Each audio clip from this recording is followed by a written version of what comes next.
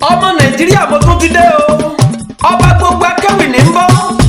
Ẹni Olúwa bá fẹ́ jẹ́ ọlọ́run ló dé. Aṣáájú ni mí, alálàyé òdodo lèmi. Ọba àyàn kan ṣoṣo jàgbá gbogbo ilé létí. Gbàgìrì, lùgìrì, òfògìrì sọ̀nà. Èmi ẹni à ń pè lókè tó tún para wájú. Abákápá, abákápá.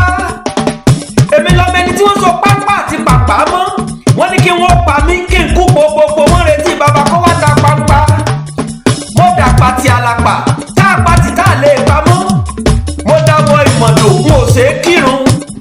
Àgé ẹlẹ́mu lèmi, n ò ṣe é sàlùwàlà. Béèyàn kan bá forí ọká ọmú, ajẹ́kó ṣe tán, ọfẹ́ kánjú kú olókè tẹ̀. Èmi gbójú mo gbónu mo gbóyà mo sì mú wọn bí ẹlẹ́kùn Ṣàngó. Mo lè kò sàlójú. Tewétewé lèmi tẹ̀kọ́ lẹ́nu odi. Ìwòrìwò ni mo tàkàrà lọ́jà Ìjìgbò mẹ́kùn. Ẹrù jẹ̀jẹ̀ tí ń gbẹ́nu òrókò ẹbọra dídùn inú ẹ̀mí. Akọ ẹṣin ni mí tí ń gbẹ́nu igi ró tàhọ́. Akọ egungun ni mí tí ró léjeléje. Òkò ìjà ni mí tẹnu ìbọn jòwó ara wòrò. Òòṣà tí Ṣàngó mi ò bá lè nà sẹ́.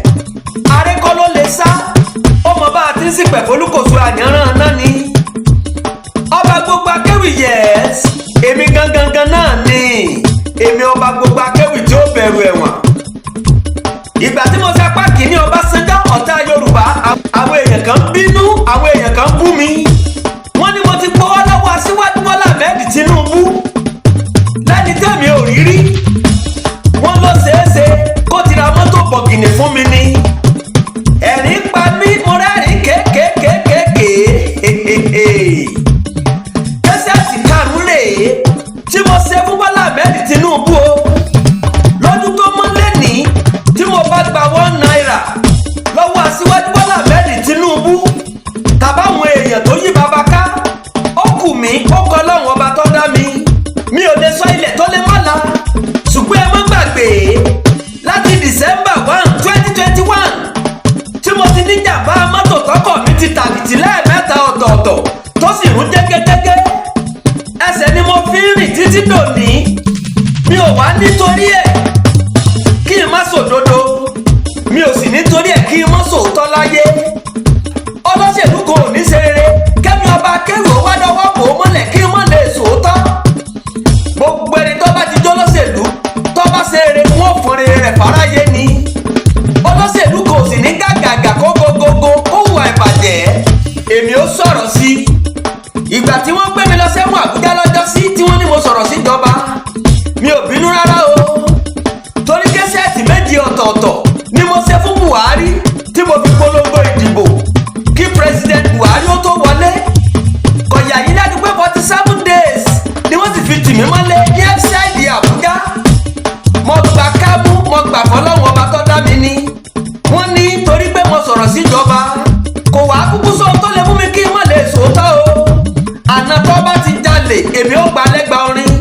Ọmọ àná lànà ó gbà. Àná ò ní gbọmọ ọba Akewi ní láre. Mo kó Ọbásanjọ́ lọ́ta Yorùbá.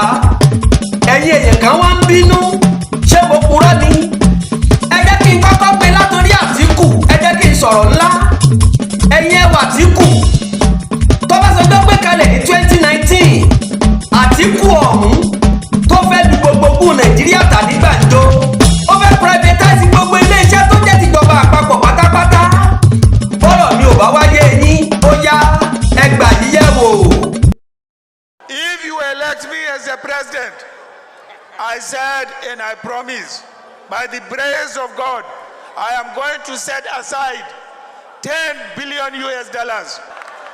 People were asking me, why am I going to get 10 billion? If I privatize Port Harcourt refinery, Warri refinery, Kaduna refinery, I'm going to get the money. Ṣé ti wá gbọ́ná? Ṣé ti wá gbọ́ná? Ṣé ti Àtíkù? Ṣé ti gbọ́ná? Ẹni tẹ́ ẹ fẹ́ yàn gẹ́gẹ́ bí ààrẹ ni mò ń wí hun. Tí Àtíkù tó Ọbásanjọ́ gan sọ̀rọ̀ rẹ̀ nínú ìwé tí bàbá kọ. Ọbásanjọ́ lówó t'Àtíkù jí kó ó lè bọ́ 300 million èèyàn fún 400 years. Ẹ̀yin ẹgbẹ́ inú ìwé ìròyìn Neraland tọjọ́ 11 oṣù kẹsàn-án ọdún 2022.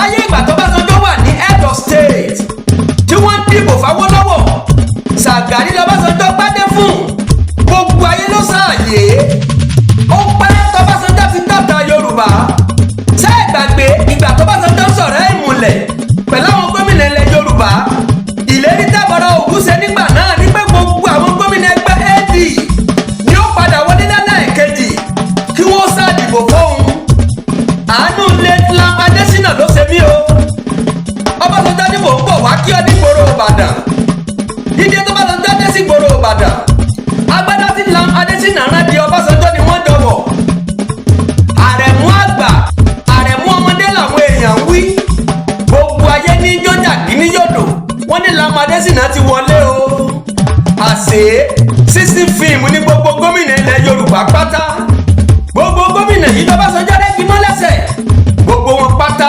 l'Ọbásanjọ́ jákulẹ̀ bí àpò ẹ̀wà Aṣíwájú Bọ́lá Ahmed Tinubu tèkó ló dúró digbí tógiri wọn lánú gbogbo ìgbìyànjú Ọbásanjọ́ lórí Èkó pàbó ló já sí ẹni tí ó tẹkùn àtẹni tí ó rẹkùn òkèèrè ni wọ́n ti jọ ń nà ẹ̀ṣẹ̀ tí Tinubu sí Ọbásanjọ́ rèé t'Ọbásanjọ́ fi kọ̀ jálẹ̀ tí ò san allocation wọ́n ti di ọdún mẹ́jọ ọ̀tọ̀ọ̀tọ̀ fún Tinubu ẹ gbọ́ ìpínlẹ̀ mélòó ló lè ṣe tí wọn ò sì ní gba allocation fódìdí ọdún mẹ́jọ gbáko tí stéètì ọwọ́ sì dúró déédéé o ẹ jẹ́ ká kí Tinubu ọlọ́pọlọ pípé ni irú Aṣíwájú Bọ́lá Ahmed Tinubu là ń fẹ́ tó lè darí Nàìjíríà yìí aṣíwájú ló lè so lórí oko gbogbo ọdún mẹ́jọ tó fi ṣèjọba kò jòjìṣẹ́ lówó Tinubu la títì ó pa títì láró Tinubu famikálé ó famikako sọwá tọ́ sọwá yẹ k'Ọbásanjọ́ tún fárígá pé Tinubu ò ní sàárẹ̀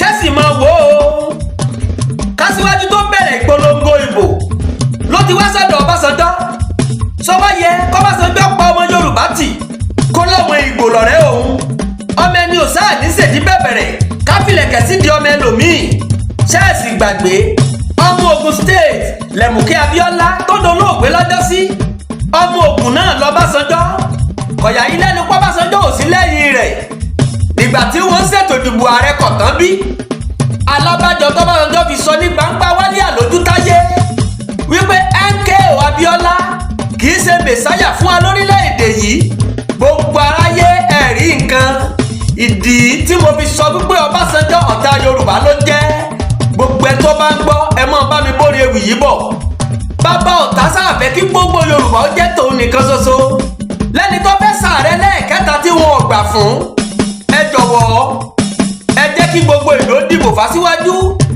àṣírí kan ń bẹ tí mo fẹ́ sọ nínú apá kẹta ìdí tó fi yẹ kí Yorùbá ó kọtí ikú sọ̀rọ̀ Ọbásanjọ́ kí wọ́n gbé Bọ́lá Ahmed lárugẹ kó lè di ààrẹ orílẹ̀-èdè yìí Ọba gbogbo Akewi mo sì ń bọ̀.